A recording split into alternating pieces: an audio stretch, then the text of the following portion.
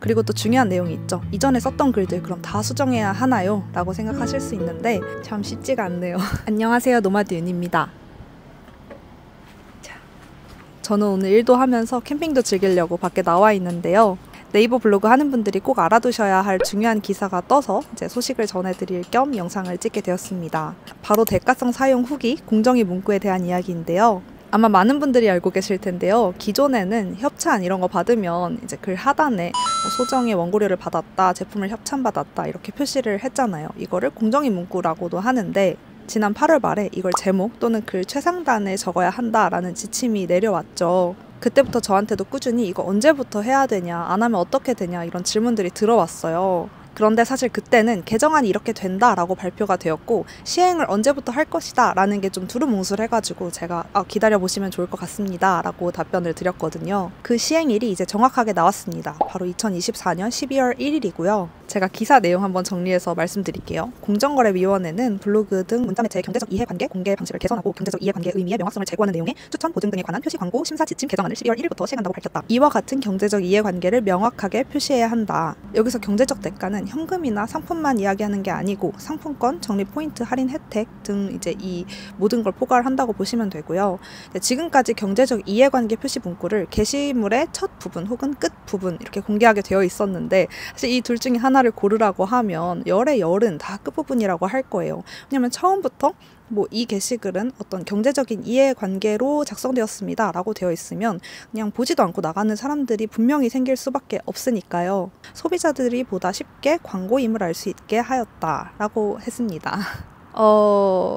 여기서 주의하셔야 될 게 글 첫 부분에 넣을 때 이걸 본문이랑 똑같이 하지 말고 글자 크기나 색깔을 본문과 다르게 해서 확실하게 광고임을 인식할 수 있게 만들라 라고 했고요. 그리고 상품 후기 작성과 관련해서 사전에 대가를 받지는 않으나 구매 링크 등을 통해 매출 실적에 따라 수수료를 받거나 후기 작성 후 구매 대금을 환급받는 등 경제적 대가를 미래 조건부로 받는 마케팅도 여기에 포함된다고 합니다. 그러니까 쿠팡 파트너스처럼 그런 제휴 마케팅도 당연히 포함되는 내용이고요.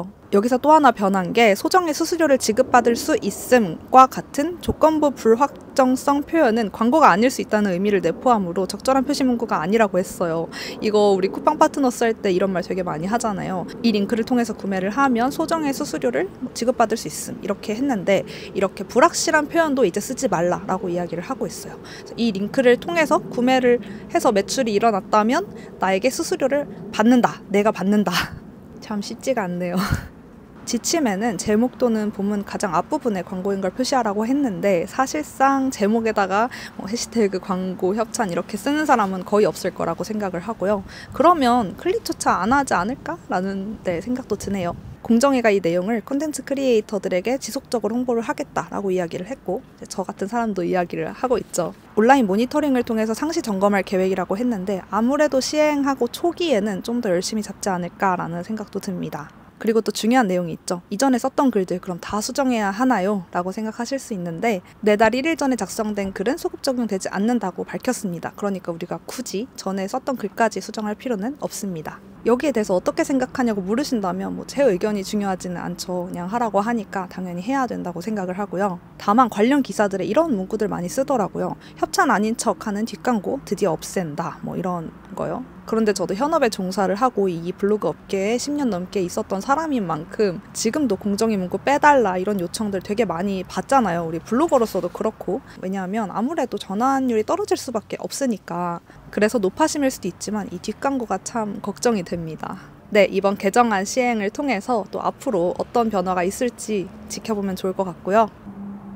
저는 예전부터 생각을 했던 게 정말 그럴수록 더 설득력 있는 글쓰기, 그 본질 자체가 돋보이지 않을까 이렇게 긍정적으로도 생각을 해봅니다. 저는 제가 정말 추천하고 싶고 또 판매하고 싶은 제품이나 서비스가 있을 때 그걸 장점만 막 나열하지 않거든요. 만약에 많은 사람들이 인지하고 있는 우려사항이 있다면 그게 또 이제 글을 읽게 만드는 포인트가 될 수 있어요. 그래서 그거를 나는 이러이러한 이유 때문에 걱정을 했는데 나 같은 사람이 써보니까 어떻더라 이렇게 솔직한 후기를 남기면서도 추천하는 원하는 대상을 딱딱 집어줬을 때 어떤 전환율이 되게 잘 나왔거든요. 이것뿐만 아니라 설득의 글쓰기에는 다양한 팁들이 있으니까요. 저도 종종 알려드리겠지만 또 잘 써진 글들 보시면서 이번 기회에 내 스킬로 많이 가져오실 수 있으면 좋겠습니다. 결국에는 글을 잘 쓰고 또 좋은 콘텐츠를 만들어서 체류 시간을 늘리는 방법밖에 없지 않을까 생각합니다.